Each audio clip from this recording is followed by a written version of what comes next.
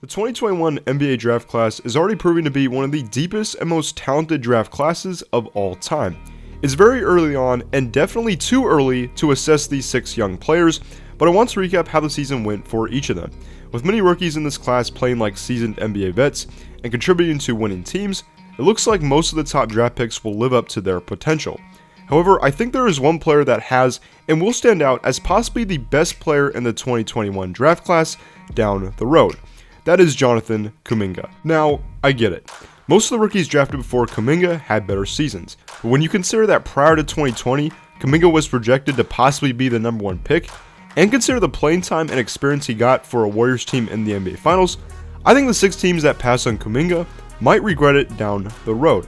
No one thought he'd get playing time, let alone contribute like he did at such a high level in the regular season and at times in the playoffs.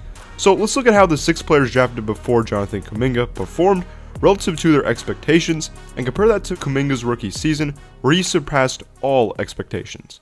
First, number 1 pick Cade Cunningham. He didn't play the first part of the season due to an ankle injury and for the most part was inconsistent shooting the ball and struggled throughout the first half of the season overall. However, he really turned it up after the All-Star break and averaged close to 20 points and 6 assists, which is really hard to do at 19 and 20 years old. Overall, I'd say his 17.4 points, 5.5 rebounds, and 5.6 assists are pretty relative to what a number 1 pick like him should average. He did really struggle from the field overall though, shooting 41.6% from the field and 31.4% from 3, and committed a lot of turnovers at 3.7 per game. Having said that, I don't think the Pistons regret their decision at all to draft Cunningham. He was clearly the best player in this class coming into the season, and even though he struggled mightily to begin the season, he made up for it with his post-All-Star break play. He's poised for a great sophomore year, and at this current moment, he is a better all-around player than Jonathan Kuminga. Next is Jalen Green, drafted number 2 overall to the Rockets. The key with Green is his scoring because he is ultra athletic and could score from pretty much all 3 levels, despite having a questionable shot selection at times. The drawback is he can't do much else on the court besides scoring, which could hurt him long term. Like Cunningham, he mightily struggled to start the season, but performed like a perennial all-star after the All-Star break, averaging over 20 points per game. Overall, Green averaged 17.3 points, 3.4 rebounds, 2.6 assists on 42.6% from the field, and 34.3% from 3.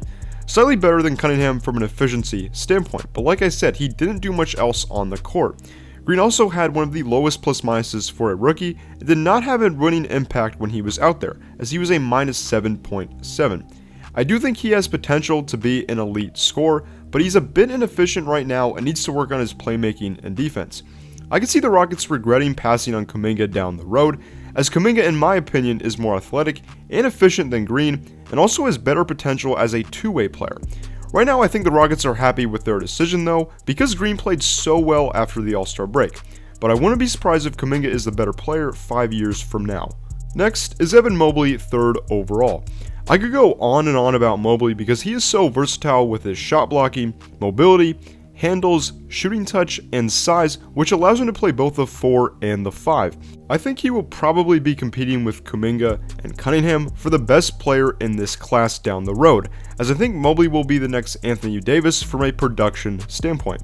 Overall, Mobley averaged 15 points, 8.3 rebounds, and 2.5 assists on 50.8% from the field and 25% from 3 with 1.7 blocks. He struggled with injuries at times, but he contributed to a Cavs team that finished as the 8th seed in the East. The Cavs hit it out of the park with Mobley, and he definitely played like everyone expected, so it's hard to say that Kuminga will be better than Mobley down the road. Mobley is a very special player, and he should only get better and better, barring any significant injuries. Next is the 4th pick with Scottie Barnes, and this pick was criticized heavily because most people thought the Raptors should have selected Jalen Suggs, but Rookie of the Year Scottie Barnes played way better than everyone thought, while greatly contributing to the success of the 49 and 33 Raptors, who were the 5th seed in the East. Overall, Barnes averaged 15.3 points, 7.5 rebounds, 3.5 assists, and 1.1 steals on 49.2% from the field and 30.1% from 3. Barnes is so versatile and is probably the only player in the NBA that can play and has played all 5 positions. The Raptors often played him at point guard, which is crazy because Barnes is nearly 7 feet with a probable 7 foot wingspan. He's definitely the most versatile rookie I've ever seen and reminds me a lot of a taller Draymond Green. I would not be surprised at all if Scottie Barnes ends up averaging a triple-double for his career and leads the NBA in triple-doubles at some point. The Raptors struck gold with this pick, so I don't think they would ever think of taking Kuminga in a redraft because of how skilled Barnes is. The fifth pick going to the Magic was Jalen Suggs, and I don't want to harp on him too much, but he just did not play up to expectations and struggled overall to make an impact. Suggs averaged 11.8 points, 3.6 rebounds, 4.4 assists, and 1.2 steals, which doesn't sound bad in hindsight, but this was on 36.1% from the field and 21.4% from 3 while committing 3 turnovers per game. I was shocked at first when the Magic took Suggs, even though he was thought to be the best player available, because they already had Cole Anthony, Markelle Fultz, and RJ Hampton as young point guards on the roster. Kuminga would have made more sense for the Magic, even though they're relatively packed in their front court as well.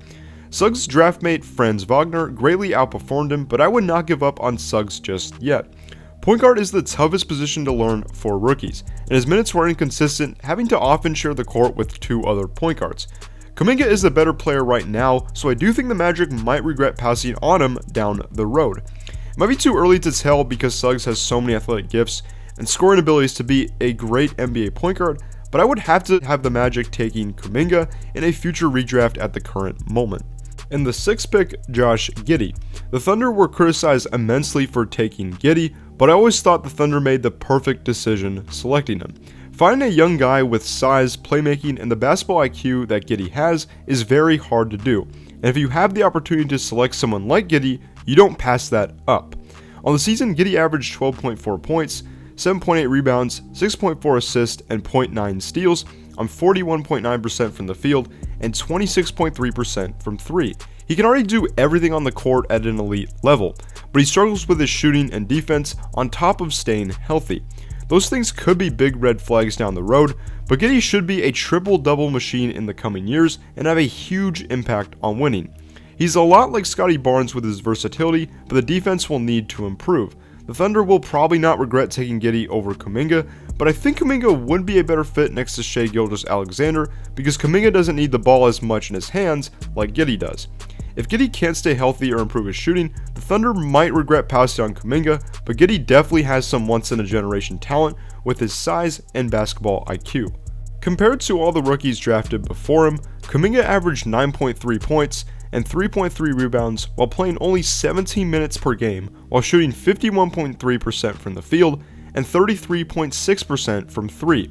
He shot the ball way better than most people expected, and if he actually played over 30 minutes a game, Kuminga probably would have been Rookie of the Year because he was so productive in his limited minutes and is on one of 2 teams still remaining in the NBA playoffs. Kuminga has a chance to be the best player in this class, especially when you consider how much he's overperformed already and the mentorship he's currently getting from Steph, Clay, Draymond, and Iguodala.